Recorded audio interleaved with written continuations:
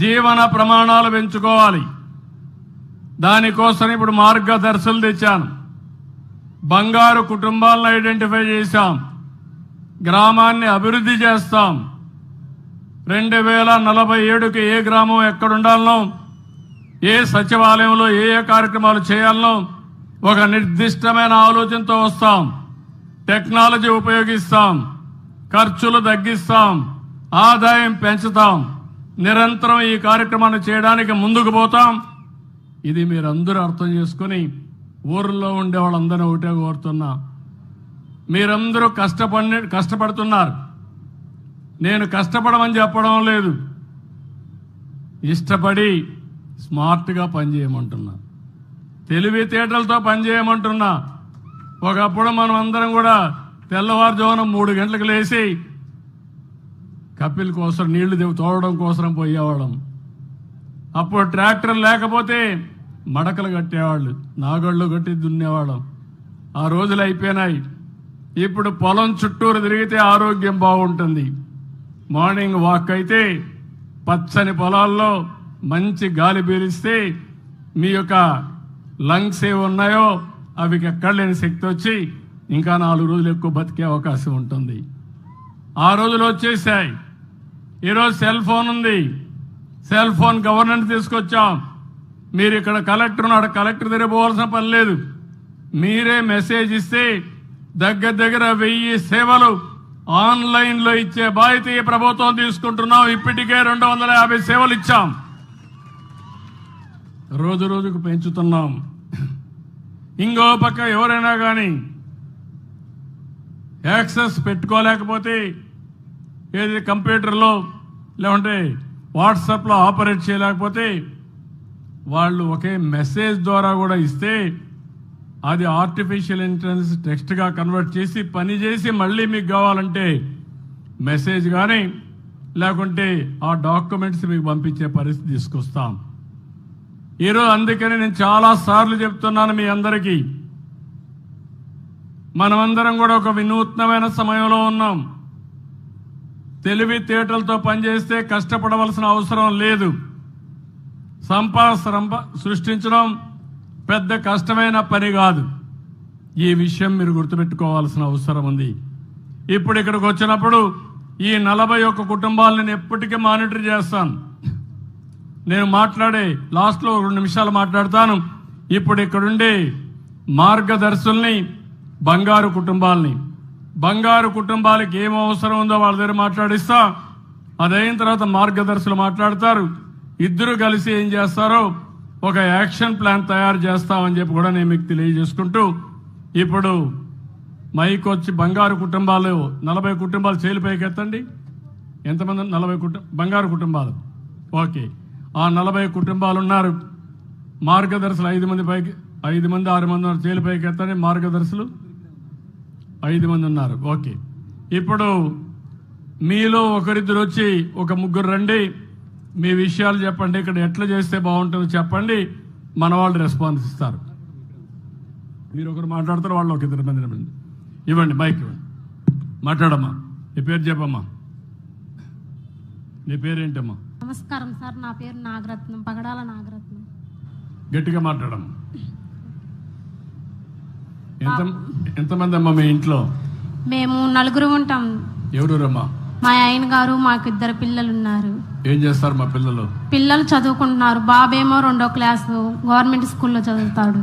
పాపేమో అంగన్వాడికి వెళ్తుంది. ఇంకా చిన్న పాప. మా ఆయన ఏమో పొలం పనులకు వెళ్తాడు. నువ్వేం చేస్తావా? నేను ఇంటి దగ్గర ఉండి మిషన్ నేర్చుకుంటున్నా. మిషన్ నేర్చుకుంటా? అవును సార్. ఎంత వస్తుందమ్మా మీ ఆయనకి ఆదాయం? మా ఆయనకి రోజుకి 500 వస్తాయి సార్. 500 వస్తాయి. కాబట్టి 2 పిల్లలు. ఇల్లుందా? లేదు సార్. ఇల్లు లేదు. స్థలం కూడా లేదు సార్. స్థలం కూడా లేదు. ఇప్పుడు నువ్వు నేను చెప్పేది నీకు అర్థమైందా? అర్థమైంది సార్. ఏం చేస్తే నువ్వు బాగుపడతావు చెప్పు. నీకేం చేస్తే నీ పిల్లలు నువ్వు బాగుంటావు, ఆదాయం ఎక్కువ సంపాదించుకుని ఆనందంగా ఉండగలుగుతారు చెప్పండి. నేను మిషన్ నేర్చుకుంటున్నా సార్. నాకు కుట్టు మిషన్ ఇస్తే నేను కొంచెం డెవలప్మెంట్ అవుతాను. మా ఆయనకి ఆటో కావాలని పెట్టుకున్నాం. ఆటో ఇస్తే కొంచెం ఆయన ఆటో తోలుకుంటా సంపాదించుకుంటాం సార్. ఈ 2 పనులు ఇచ్చి పిల్లలు బాగా చదివిస్తే బాగుపడిపోతారా? సార్ స్థలం ఇల్లు కూడా కావాలి కదా సార్, అద్దె కొంటున్నాం సార్. ఇల్లు స్థలం ఇస్తే ఎంత కడుతున్నాం అద్దె? 1000 రూపాయలు సార్. 1000 రూపాయలు. 1000 రూపాయలు. అప్పుడు ఇల్లు కట్టిస్తే 1000 రూపాయలు మిగులుతుంది. అవును సార్. ఓకే.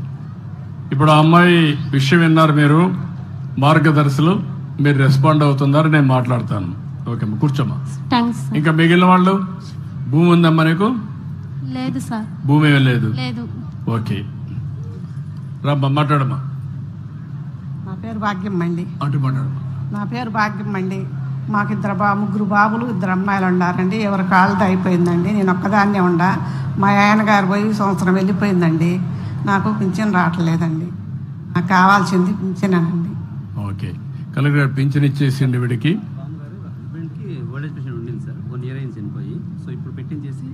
ఈ అమ్మాయికి ఇప్పుడే ఇచ్చేసి చెప్పాను, రెక్టిఫై చేసి. ఓకే, ఇమ్మంటాం. ఇప్పుడు అక్కడ ఉండే వాళ్ళు ఒకరిద్దరు వచ్చి మాట్లాడండి ప్లీజ్. కూర్చోండి మా. రమేష్, మిమ్మల్ని ఇలా కలిసినందుకు చాలా దగ్గర పెట్టుకోండి. మిమ్మల్ని ఇలా కలిసినందుకు చాలా ఆనందంగా ఉంది సార్. చెప్పండి, కూర్చోమా. నా పేరు రమాదేవి. తీసుకుంటాను, కూర్చో. నా పేరు రమాదేవి. మా ఆయన గారి పేరు లక్ష్మయ్య సార్. మాకు 2 పిల్లలు సార్.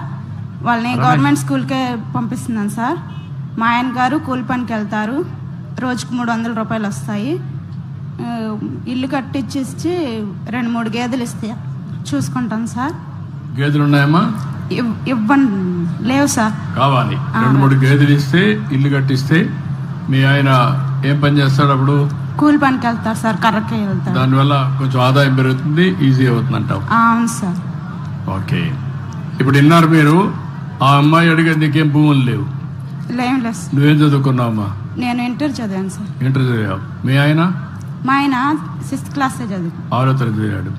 ఈ అమ్మాయి ఇంటర్ చేసింది, భర్త 6 చదివాడు, కూలి పని చేస్తాడు, 2 పిల్లలు ఉన్నారు, ఆస్తులు ఏమి లేవు, ఇల్లు కూడా లేదు కదా? లేదు సార్. ఇల్లు లేదు. గేదెలు పట్టిస్తే పాడి పరిశ్రమ అయితే నాకు ఆదాయం వస్తుందనేది కోరిక. అదే మరి ఇల్లు కట్టించి గేదెలు పట్టిస్తే ఆదాయం వస్తుంది, బాగుపడతామని రిక్వెస్ట్, అంతే కదమ్మా? ఓకే, మీరు వింటున్నారు. ఇప్పుడు ఇచ్చేసాం మైక్గా. ఇంకెవరమ్మా, ఎవరన్నా ఉన్నారా అక్కడ ఉండేవాళ్ళు? ఎవరన్నా ఎవరాయా? ఇంకెక్కువ లేకుండా అందరూ మళ్ళా మన వాళ్ళు పంపిస్తాను, వాళ్ళు వచ్చి మాట్లాడతారు. మీరు ఆయన మాట్లాడించండి. రాయా, మైక్ తీసుకో, చెప్పమ్మా. నా పేరు కోండ్రు రమేష్ అండి. మైక్ దగ్గర పెట్టుకో. నా పేరు కోండ్రు రమేష్ అండి. రమేష్ చెప్పు. నాకు ఇల్లు అయితే లేదు కానండి, అమ్మ వాళ్ళది ఉంది. అమ్మ వాళ్ళ ఇల్లు ఉందండి. అమ్మ వాళ్ళ ఇల్లు ఉంది, నీకు ఇల్లు లేదు? ఇల్లు లేదు. మీ అమ్మ నాన్న ఇద్దరే ఉన్నారా, ఇంకెవరున్నారు? 2 ఉన్నారండి. వాళ్ళిద్దరు, నువ్వు, భార్య లేదండి, చనిపోయింది. చనిపోయారు. బాబు కూడా మనం రీసెంట్ గా 1 సంవత్సరం క్రితం చనిపోయిందండి. మీ బాబా? అవునండి, పెద్ద బాబు ఆత్మహత్య చేసుకున్నాడు. ఏ వయసు? 18 సంవత్సరాలకి. 18 సంవత్సరాలకి. ఒక అబ్బాయినా? 2 అబ్బాయిలండి. ఇంకొకటి ఏం చేస్తాడు? 7th class చదివిందండి. 7th class. ఇప్పుడు నువ్వు చెప్పు, నేను చెప్పింది నీకు అర్థమైందా?